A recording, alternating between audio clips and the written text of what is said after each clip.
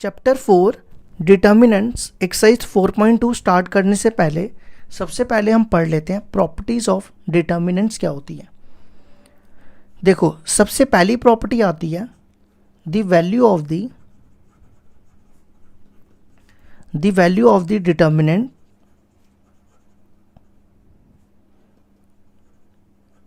Remains unchanged if its rows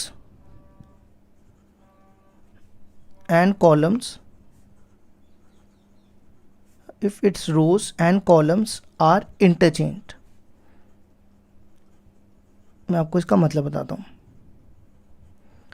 देखो, सबसे पहले कह रहा है the value of the determinants remain unchange if its rows and columns are interchange. देखो, मतलब अगर आप इसका ना ट्रांसपोज निकालोगे, आप इसको ऐसा भी लिख सकते हो, that is determinant equal to determinant of transpose, और ऐसा भी लिख सकते हो। देखो, अगर आप कोई आपके पास मान लो ये डिटर्मिनेंट है, ठीक है, इसको डेल्टा से डिनोट करते हैं, 1 2 3 4 5 6 1 2 3, ठीक है। अब आपने इसका आंसर निकाला, आंसर तो आपको आता है ना निकालना, जैसे मैंने आपको फर्स्ट एक्सरसाइज में सिखाया। मान लो आपने सॉल्व किया और इसका आंसर 0 आ गया, ठीक है। इसी तरह इस डिटर्मिनेंट का ट्रांसपोज निकालो।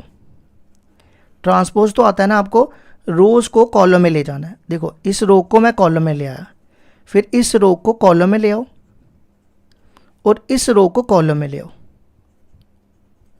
ठीक है। अगर आप इन दोनों का इसको सॉल्व करोगे और इसको अलग से सॉल्व करोगे, आंसर दोनों का 0 आएगा।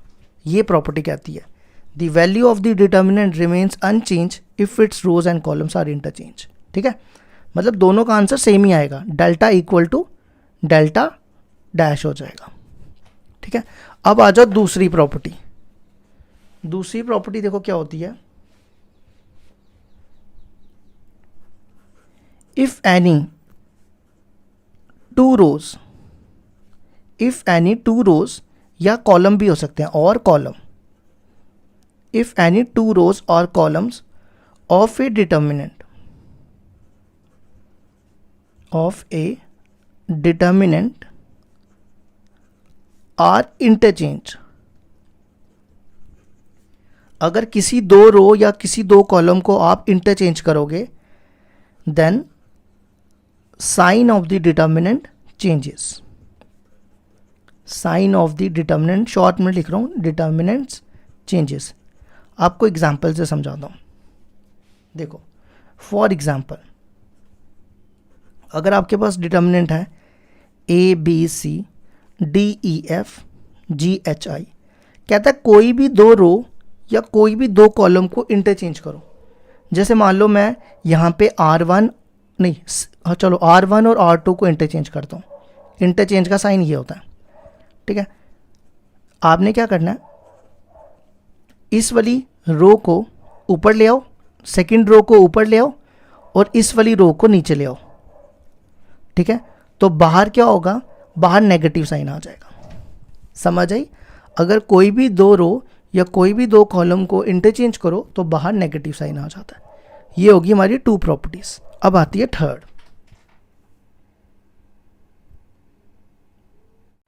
प्रॉपर्टी। देखो क्या आती है, थर्ड प्रॉपर्टी होती है इफ एनी टू रोज और two columns, if any two rows और कॉलम्स, वो दो भी हो सकते हैं, मतलब वो दो मैंने पहले का लिखा हुआ है ना, ऑफ अ डिटर्मिनेंट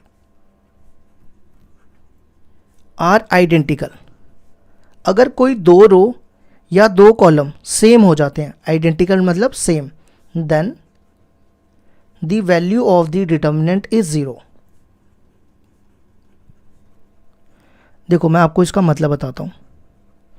पहले आप इसको ना एक बार फिर से पढ़ो। इफ एनी टू रोज और columns of a determinant are identical then the value of the determinant is 0। देखो, अगर कोई भी दो रो या दो कॉलम, जैसे ये देखो 1 2 3 1 2 3 4 5 6, देखो ये कॉलम और ये कॉलम सेम है ना। अगर कोई भी दो रो या दो कॉलम सेम हो जाए उस डिटर्मिनेंट की वैल्यू 0 हो जाती है। ठीक है, ये देखो ये दोनों सेम है ना, सेम, इसलिए इसकी वैल्यू 0 होगी। अब आ जाओ फोर्थ प्रॉपर्टी। फोर्थ प्रॉपर्टी होती है if each element of a row और a column of a determinant is multiplied by some constant k, then its value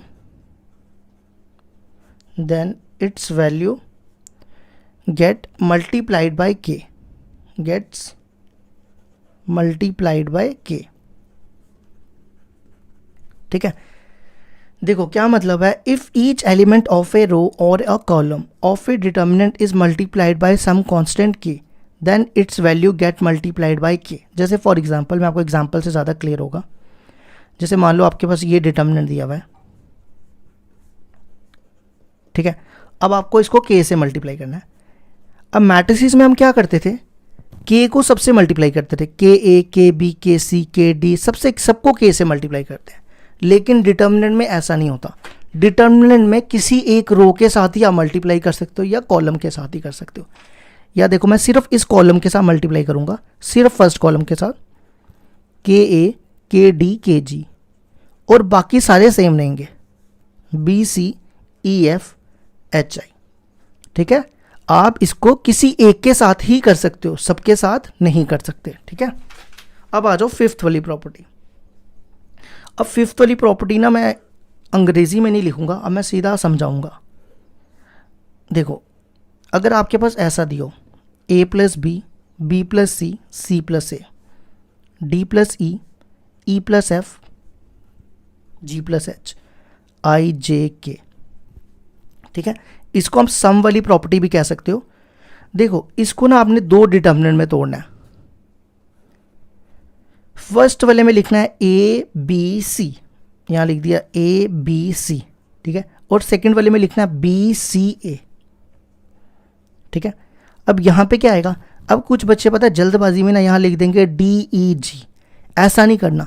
एक चीज याद रखना, एक सम वाली प्रॉपर्टी की एक रो एट ए टाइम एक ही, मतलब एक ही टाइम टूटेगी, इकट्ठे दो को नहीं तोड़ सकते, और बाकी सेम ही रहेगी। मेरी बात समझ आई? मतलब एट ए टाइम आप एक ही तोड़ सकते हो। ऐसा नहीं करना कि यहाँ पे डी ई जी लिख दिया और यहाँ पे ई एफ एच लिख दिया, ऐसा नहीं करना। एट ए टाइम एक ही रो को तोड़ सकते हो आप। ठीक है, अगर आपने फिर भी इसको तोड़ना है तो आप इसको अब तोड़ सकते हो। यहाँ पे लिखोगे डी, अब इसके दो डिटर्मिनेंट बनेंगे, इसके अलग से दो डिटर्मिनेंट बनेंगे। इधर लिखोगे आप ए बी सी, फिर डी ई जी, फिर प्लस करके एक और डिटर्मिनेंट बनेगा। तो फिलहाल याद रखना, एट ए टाइम एक डिटर्मिनेंट में एक ही रो सम वाली टूट सकती है, इकट्ठे दो नहीं तोड़ सकते। ठीक है, इसके बाद आ जाओ सिक्स्थ प्रॉपर्टी। सिक्स्थ प्रॉपर्टी होती है डिटर्मिनेंट ऑफ ए बी को आप ऐसा भी लिख सकते हो, determinant of A into determinant of B. ठीक है, सेवेंथ प्रॉपर्टी, अगर आपके पास हो के ए डिटर्मिनेंट ऑफ ए, ठीक है, मान लो इस डिटर्मिनेंट का ऑर्डर जो है वो n इंटू एन है। कितना ऑर्डर है? n into n. तो ये k हमें बाहर निकालना है, तो जितना ऑर्डर होगा ना उतने k बाहर आएंगे। समझ आई मेरी बात? दोबारा सुनो, जितना इसका ऑर्डर होगा, जैसे इसका ऑर्डर होता है 3 इंटू 3, तो हमें k बाहर निकालने होते, तो ये k क्यूब बाहर आते। ठीक है, जितना ऑर्डर उतने k बाहर आएंगे। नेक्स्ट एट्थ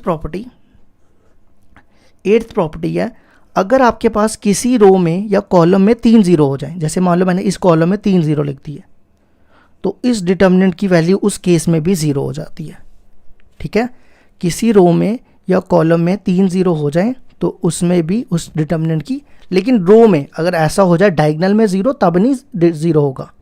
ठीक है, तो अब आपने 0 वाली प्रॉपर्टी एक ये याद रखनी है, याद रख लो कि किसी डिटर्मिनेंट में 3 जीरो हो जाए वो 0 होता है, और एक ये वाली, कोई दो रो या दो कॉलम सेम हो जाए उस डिटर्मिनेंट की वैल्यू भी 0 हो जाती है। क्योंकि पहले 4 क्वेश्चन ना इन्हीं दोनों प्रॉपर्टी पे है, जीरो वाली पे ही है। ठीक है, एक्सरसाइज 4.2 क्वेश्चन है हमारे पास, using the property of determinant and without expanding in exercise 1 to 7 prove that. Question number 1 दिया है X Y Z A B C X plus Y plus B Z plus C equal to 0। अब हमें इसको without expand करके, जैसे हमने first exercise में expand करके सारे क्वेश्चन निकाले ना, जब हम इसको यहाँ से ये छुपाते थे, इन दोनों को मल्टीप्लाई करते थे, अब वैसे नहीं करना, अब हमें इनको प्रॉपर्टी से करना है।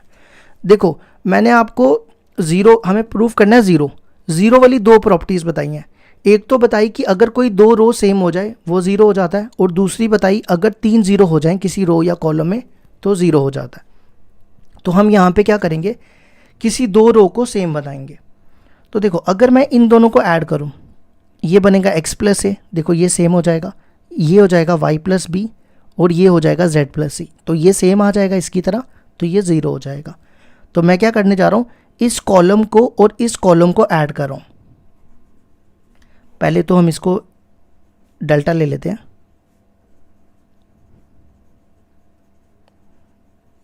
ठीक है, मैं यहाँ क्या ऑपरेशन लगा रहा हूँ, ये है C1, ये है C1 और ये है C2। C1 पे ऑपरेशन लगा रहा हूँ, C1 प्लस C2, कॉलम 1 और कॉलम 2 को ऐड कर रहा हूँ, लेकिन ऑपरेशन कहाँ लगा रहा हूँ, कॉलम 1 पे। ठीक है, तो इन दोनों को ऐड करो, x plus A y plus B z plus C, और बाकी दोनों कॉलम सेम रख दो, ये सेम रख दो a b c, और ये वाला भी सेम रख दो। ठीक है, अब आप देखो ये कॉलम और ये कॉलम सेम है, तो हमारी प्रॉपर्टी कहती है ना, इफ़ एनी 2 रोज और columns of a determinant remain same, तो उस वैल्यू की, उस डिटर्मिनेंट की वैल्यू 0 हो जाती है। तो ये दोनों सेम है, तो ये हो जाएगा 0, because C1 and C2 are C1 and C3 are identical. तो आपको ये रीज़न देना है। ठीक है, तो हमने 0 प्रूफ करना था, हमने कर दिया। अब आ जाओ क्वेश्चन नंबर 2 पे। ठीक है, ये हमारे पास डिटर्मिनेंट दिया हुआ है, इसको भी हमें क्या प्रूफ करना है, 0। तो 0 प्रूफ करने की 2 प्रॉपर्टीज़, या तो एक कॉलम में 3 0 ले आओ, या किसी एक रो में 3 0 ले आओ, और बाकी जो मर्जी हो, तो उस डिटर्मिनेंट की वैल्यू भी क्या हो जाती है, 0। ठीक है, तो देखो मैं क्या करूँगा, मैं इन तीनों को ऐड करूँगा। देखो इससे क्या होगा, अगर मैं इन तीनों को ऐड करूँ, a minus B plus B minus C plus C minus A, ये देखो सारे कैंसिल हो जाएंगे, तो यहाँ पे 0 0 0 बन जाएगा। देखो कैसे, पहले इसको डिटर्मिनेंट ले लेते हैं,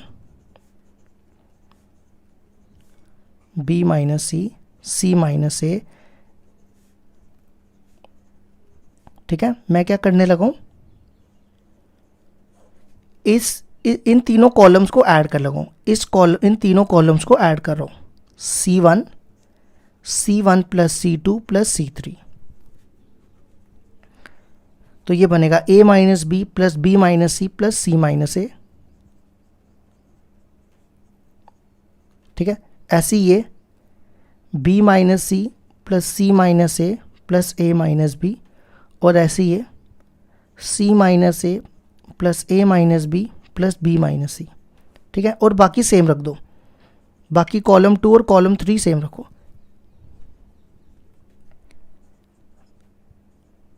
ये देखो बाकी मैंने सेम लिख दिया। अब आप यहाँ देखो, ये a कैंसिल, ये b कैंसिल, ये c कैंसिल, तो यहाँ रह गया 0। इसी तरह यहाँ देखो, ये सारे कैंसिल, यहाँ भी 0, और ये कैंसिल, ये भी 0। तो मैंने बताई थी ना प्रॉपर्टी, अगर किसी रो या किसी कॉलम में 3 0 आ जाए तो उस डिटर्मिनेंट की आंसर क्या हो जाता है, 0। तो ये हो जाएगा 0। ठीक है, तो देखो 0 प्रूफ करना था, ये प्रूफ हो गया।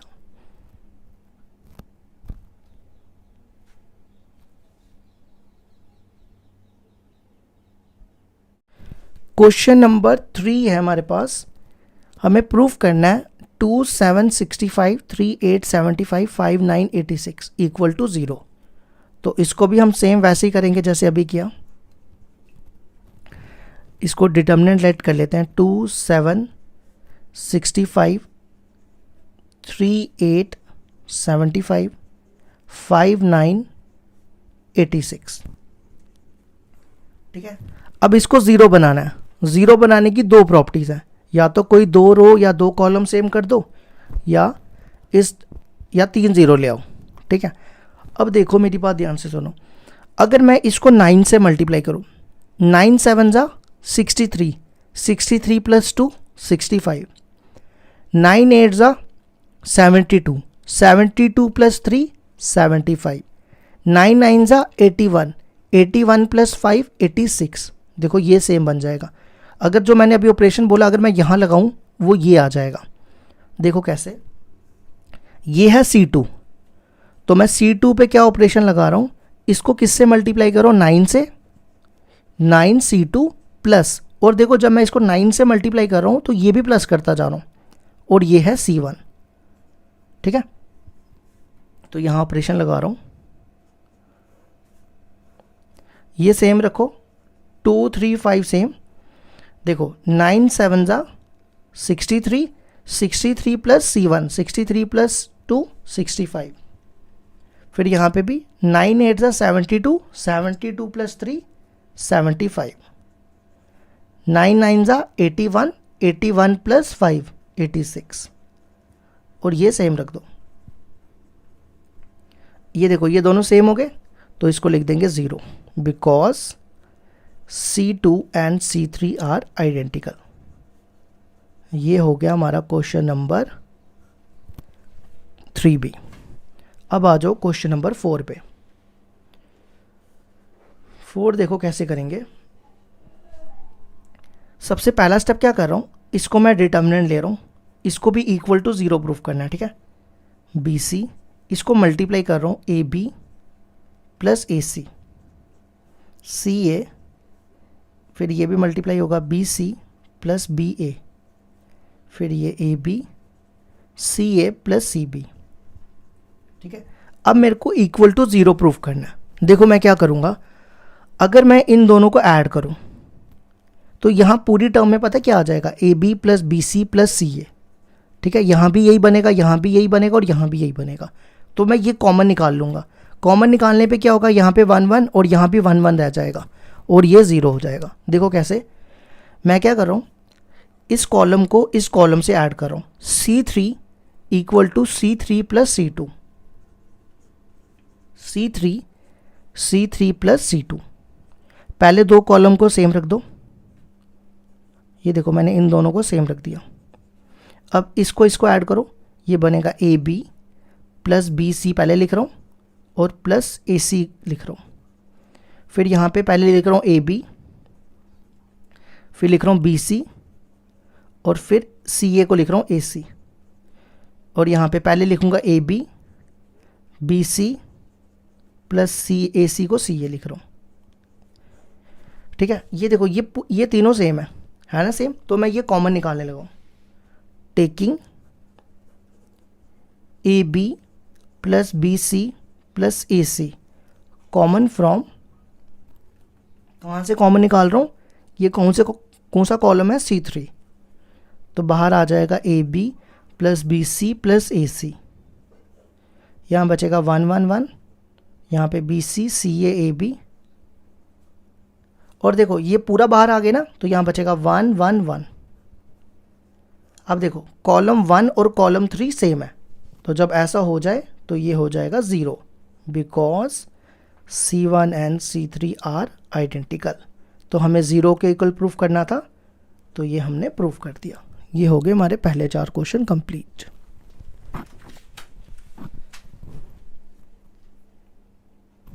क्वेश्चन नंबर 5 है हमारे पास, prove that B plus C Q plus R Y plus Z, ऐसे ये बाकी दिए हुए हैं, और इसको प्रूफ करना है 2 times determinant a p x b q y c r Z.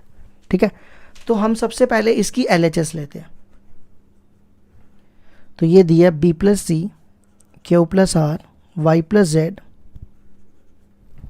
C plus a r plus P Z plus x A plus p plus q और एक्स प्लस वाई।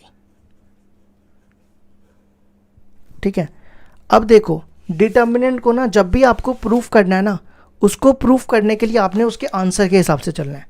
अब आंसर में देखो क्या है, ए पी एक्स, तो हम क्या करेंगे फर्स्ट कॉलम में रो में, फर्स्ट रो में ए पी एक्स बनाएंगे। ठीक है, इन क्वेश्चनों को याद रखना, जब भी आपके पास होंगे आपको आंसर के हिसाब से चलना है। ए पी एक्स, अब ए देखो यहाँ पे दिया हुआ है। ठीक है, अगर मैं इन तीनों को माइनस करूं, इस कॉलम को, इस कॉलम को और इस कॉलम रोज को, इस रो को, इस रो को, इस रो को माइनस करूं, देखो क्या बनेगा। पहले मैं रफ में बताता हूँ। बी प्लस सी माइनस करो, माइनस सी माइनस ए, माइनस कर रहे हैं, माइनस ए माइनस बी, ये और ये कैंसिल, ये और ये कैंसिल, देखो बचेगा माइनस 2a, है ना। तो यहाँ बचेगा माइनस 2a, यहाँ बचेगा माइनस 2p और यहाँ बचेगा माइनस 2x। देखो कैसे, मैं इन तीनों कॉलम्स को माइनस कर रहा हूँ। R1 कॉलम को नहीं, रो को, इसको, इसको और इसको, R1 minus R2 minus R3। देखो जब मैंने इसको माइनस किया, क्या बचा, माइनस 2a। अब आप इन तीनों को माइनस करो, यहाँ करते हैं q plus r minus p minus q. ठीक है, देखो p cancel, r cancel, q plus r minus p minus q. ये पी कैंसिल मैंने गलती से कर दिया, ये क्यू कैंसिल, ये दोनों कैंसिल नहीं हुए। देखो ये दोनों माइनस किया, माइनस पी और माइनस पी, माइनस 2p, देखो p आ गया। अब नेक्स्ट इन तीनों को करो, y plus z minus x minus y. ठीक है, z कैंसिल, y कैंसिल, तो बचा माइनस 2x, ये माइनस 2x लिख दो और बाकी सारे same. r plus P, Z plus x, ए plus B, P plus Q, X plus Y. Next काम क्या करो, ये माइनस 2 है ना जो, कॉमन निकाल लो। ठीक है, तो ये माइनस 2 मैं बाहर निकाल रहा हूँ, ये बाहर आ जाएगा। यहाँ बचेगा a p x, c plus a, r plus P, Z plus x, A plus p plus q और एक्स प्लस वाई। ठीक है, अब नेक्स्ट रो में देखो क्या चाहिए हमें, नेक्स्ट में चाहिए पी क्यू वाई और सी आर जेड। ठीक है, मैं यहाँ पे लिख रहा हूँ क्या चाहिए नेक्स्ट रो में, बी क्यू वाई और सी आर जेड, ये रो 2 और रो 3 में चाहिए। तो देखो अगर मैं इसको माइनस करूँ, यहाँ बचेगा सी, इसको माइनस करूँ आर, इसको माइनस करूँ जेड, तो मेरे पास बचेगा सी आर जेड, वो मेरे को नीचे चाहिए। और इसको माइनस करूँ तो यहाँ बचेगा बी, इसको माइनस करूँ क्यू, इसको माइनस करूँ वाई, तो बी क्यू वाई आ रहा है, यहाँ पे नीचे आ रहा है और यहाँ ऊपर दिया हुआ है।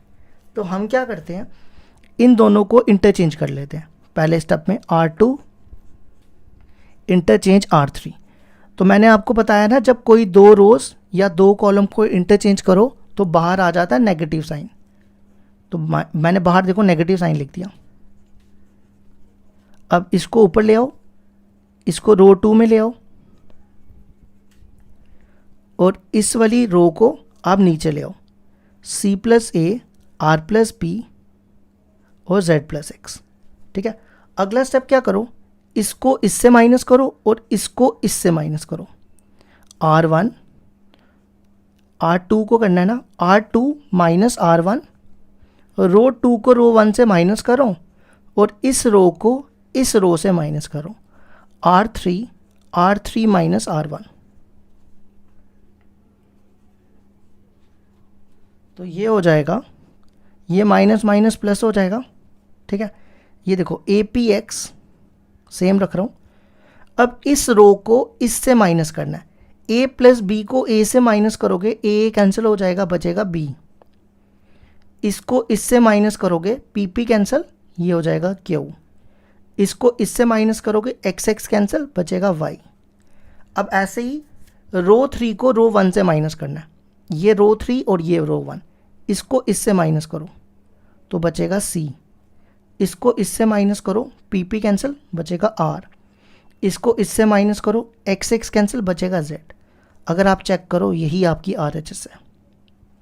देख लो एक बार क्वेश्चन चेक करो, मैंने एल एच एस ली थी और प्रूफ कर दी आर एच एस। ये हो गया हमारा क्वेश्चन नंबर 5 कंप्लीट।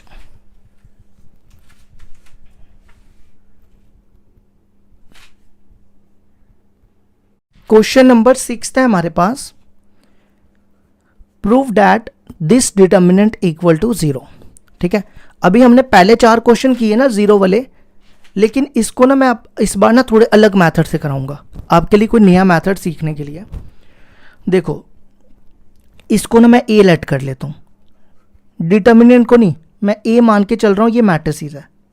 ठीक है, इसको मैं लिख रहा हूँ 0 A minus B minus A 0 minus C B C 0।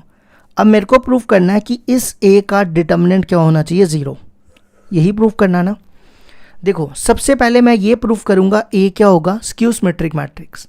क्या प्रूफ करूंगा, ए को स्क्यू सिमेट्रिक। स्क्यू सिमेट्रिक होता है A equal to minus A dash, यही होता है ना। तो सबसे पहले आप ए ट्रांसपोज निकालो, इस रो को कॉलम में ले आओ, फिर इस रो को कॉलम में ले आओ और इस रो को कॉलम में ले आओ। ठीक है, नेक्स्ट स्टेप क्या करो, माइनस से मल्टीप्लाई करो। माइनस से मल्टीप्लाई करोगे ये हो जाएगा 0 A minus B minus A 0 minus C B C 0। अगर आप देखो ये और ये सेम है, ध्यान से देखो ये दोनों सेम है, तो मैं लिख सकता हूँ A equal to minus A transpose. ठीक है, अगला स्टेप मैं क्या कर रहा हूँ, दोनों तरफ डिटर्मिनेंट अप्लाई कर रहा हूँ। ये देखो मैंने दोनों तरफ डिटर्मिनेंट अप्लाई कर दिए। ठीक है, इसको ना मैं ऐसा लिख रहा हूँ, इस माइनस को मैं ऐसा लिख रहा हूँ, लिख सकता हूँ ना ऐसा -1। ठीक है, अब मैंने आपको एक प्रॉपर्टी बताई थी, के वाली प्रॉपर्टी। अगर आपके पास डिटर्मिनेंट ऑफ के ए हो और आपको के को बाहर निकालना हो, तो के कितने बाहर आते हैं, जितना ऑर्डर हो, ये बताई थी ना। अब यहाँ पे माइनस कितने बाहर आएंगे, यहाँ -1 ऑर्डर देखो कितना है इसका, इसको ऑर्डर है 3 × 3 है ना, इसको ऑर्डर 3 × 3, किसी का भी देख लो 3 × 3 है सबका। तो यहाँ पे -1 3 बाहर आ जाएंगे, तो ये हो जाएगा डिटर्मिनेंट, और इसको ऐसे लिख दो। ठीक है, नेक्स्ट इसके बाद मैंने आपको प्रॉपर्टी ये भी बताई थी, पहली वाली प्रॉपर्टी, कि डिटर्मिनेंट ऑफ ए और determinant of A transpose same होता है। तो -1 का क्यू -1 हो जाएगा, और देखो इसको मैं ये लिख रहा हूँ।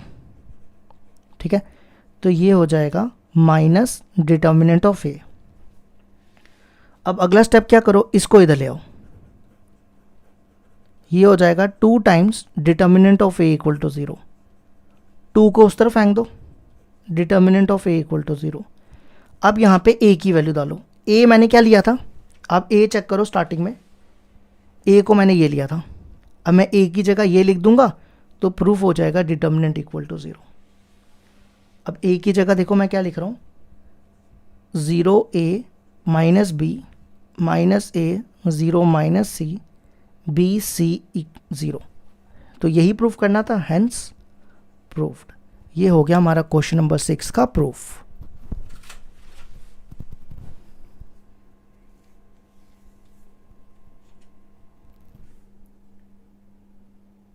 क्वेश्चन नंबर 7 है हमारे पास, prove that this determinant equal to 4a² into 4 into b² into c²।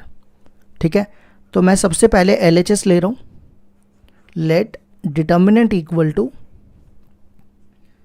-a² AB AC BA minus b² BC CA CB minus c²। ये मैंने LHS ले ली। ठीक है, अब देखो मेरे को चाहिए 4a² b² c², मतलब मेरे को ABC चाहिए। तो आप देखो इस रो में क्या कॉमन दिख रहा है, इस रो में A कॉमन दिख रहा है, इस रो में B कॉमन दिख रहा है, और इस रो में C कॉमन दिख रहा है। तो मैं यही कॉमन निकाल रहा हूँ, taking A B C common from R1 R2 and R3 respectively. तो यहां से A निकाल रहा हूं, यहां से B और यहां से C। ठीक है, यहां से A कॉमन निकाला तो यहां बचेगा -A, यहां बचेगा B और यहां बचेगा C। अब यहां से B कॉमन निकाला है तो यहां बचेगा A, यहां पे एक B रह जाएगा और यहां पे C। ठीक है, इसके बाद यहां से देखो, यहां से C कॉमन निकाला है तो बचेगा A B -C। ठीक है, ये हो गया, एक ए बी सी आ गया। अब हमें एक और चाहिए ए बी सी, हमें चाहिए ए square B square C square, तो एक और ए बी सी चाहिए ना। अब यहाँ देखो इस कॉलम में ए कॉमन, यहाँ पे बी कॉमन और यहाँ पे सी कॉमन, तो taking A B C common from C1 C2 C3। अब ये कॉलम से ले रहा हूँ। ठीक है, तो यहाँ से कॉमन लेंगे A तो ये बनेगा ए स्क्वायर, फिर यहाँ से B लेंगे बी स्क्वायर और यहाँ से C लेंगे तो ये बनेगा सी स्क्वायर। अब यहाँ से मैंने A कॉमन लिया, यहाँ बचेगा -1 1 1, फिर यहाँ से B कॉमन, यहाँ बचेगा 1 -1 1 और यहाँ बचेगा 1 1 -1। ठीक है, अब आंसर में देखो क्या चाहिए, 4A square B square C square, मतलब अब 4 चाहिए हमें। ठीक है, देखो एक चीज़ याद रखना, जैसे आपने फर्स्ट एक्सरसाइज में डिटर्मिनेंट को एक्सपैंड करना सीखा था ना, आप क्या लिखते थे -1, फिर आप इसको छोड़ के इनको मल्टीप्लाई करते थे, फिर लिखते थे यहाँ पे -1, इसको छोड़ के। लेकिन इसमें ऐसा नहीं कर सकते, इसमें एक्सपैंड तभी कर सकते हैं जब किसी एक रो में 2 0 हों।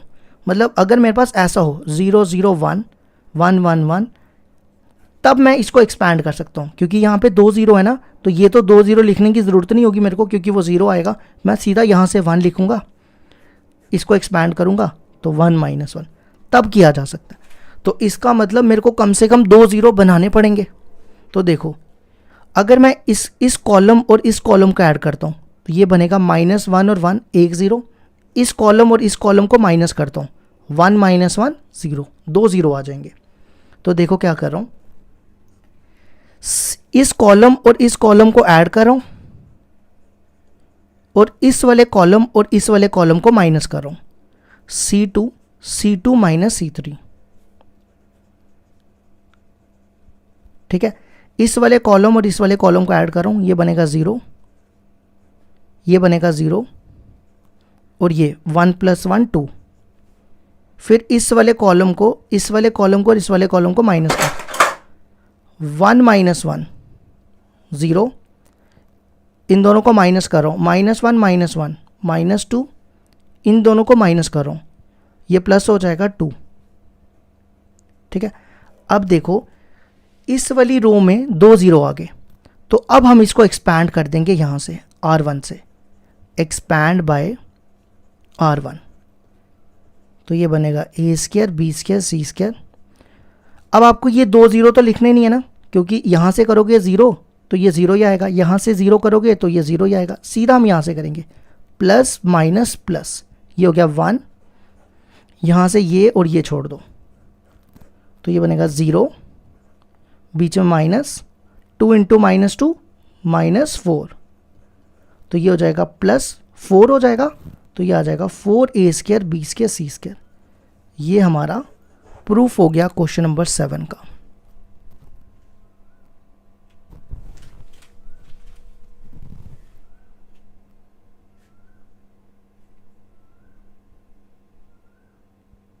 क्वेश्चन नंबर 8 है हमारे पास, show that 1 = this determinant equal to A - B B - C और C - A।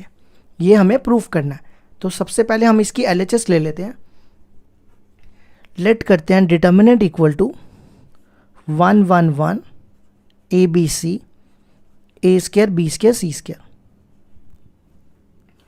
अब देखो आप ना आंसर के हिसाब से चलना है। इसमें आंसर में देखो क्या चाहिए, A - B, अगर मैं इसको माइनस करूंगा तो मिलेगा A - B, फिर चाहिए B - C, इसको माइनस करूंगा तो मिलेगा B - C।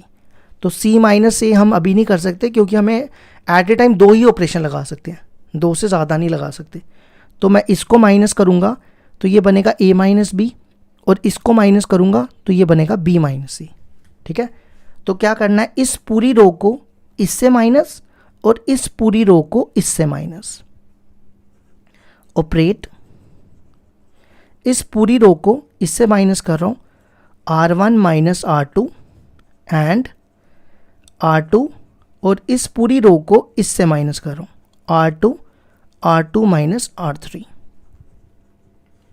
तो देखो 1 minus 1 0, a minus B, A square minus B square, 1 minus 1 0, b minus C, अब r2 माइनस r3 कर रहा हूँ, B square minus C square, और आपको बाकी सेम रख देना। ठीक है, अब अगला स्टेप क्या करेंगे, ये जो आपको रो दिख रही है ना, इसमें मैं ना ए स्क्र माइनस बी स्क्र लगाऊंगा फॉर्मूला। ए स्क्र माइनस बी स्क्र होता है A minus B into A plus B, और यहाँ पे 0, बी माइनस सी, फिर यहाँ पे भी बी प्लस सी इंटू बी माइनस सी, या बी माइनस सी कोई भी पहले लिख लो। ठीक है, और यहाँ पे 1 सी और सी स्क्र। ठीक है, नेक्स्ट स्टेप क्या करते हैं, इस रो में देखो क्या कॉमन है, इस रो में a माइनस बी कॉमन है और इस रो में b माइनस सी कॉमन है, तो ये कॉमन निकालो। Taking a minus B, b minus C, common from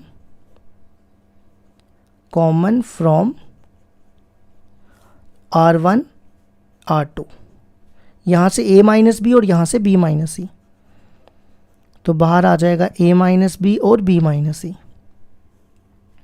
यहाँ बचेगा 0 1 a प्लस बी, फिर यहाँ पे 0 1 b प्लस सी, और ये सेम रख दो 1 सी सी स्क्र। ठीक है, अब देखो, अब हमें इसको एक्सपैंड करना है। एक्सपैंड करने के लिए किसी एक रो या कॉलम में 2 0 होने चाहिए। देखो 2 0 है ना हमारे पास, तो हम इसको एक्सपैंड कर देंगे यहाँ से। मैंने आपको बताया था ना 4.1 में डिटर्मिनेंट को आप किसी भी रो या किसी भी कॉलम से एक्सपैंड कर सकते हो, तो मैं एक्सपैंड कर रहा हूँ यहाँ से C1 से, एक्सपैंड बाय C1। ठीक है, देखो यहाँ पे होता है प्लस माइनस प्लस, तो अब देखो यहाँ पे तो 0 है ना, तो 0 तो मैं लिखूंगा वो 0 ही आएगा, तो मैं सीधा यहाँ से एक्सपैंड करूँगा, ये 1 के सामने छोड़ दो, 1 के सामने देखो एक ये साइड है और एक ये साइड है, इसको मल्टीप्लाई 1 इंटू ये बनेगा b प्लस सी, फिर इसको इससे मल्टीप्लाई, और बीच में माइनस होता है तो ये बनेगा a प्लस बी, तो ये आ गया a minus B, b minus C, b plus C minus a minus b। अगर आप देखो यही प्रूफ करना था, a माइनस बी, आप चेक कर लो RHS देखो, क्वेश्चन पढ़ो, क्वेश्चन नंबर 8 का फर्स्ट पार्ट देखो, उसकी RHS देखो, तो ये हमारा प्रूफ हो गया, हेंस प्रूव्ड।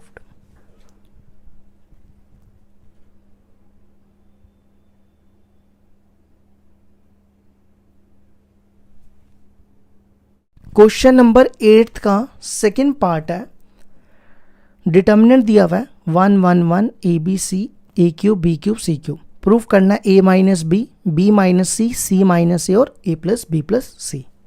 तो देखो कैसे करेंगे, पहले मैं इसकी LHS ले लेता हूँ, 1 1 1 A B C A cube B cube C cube.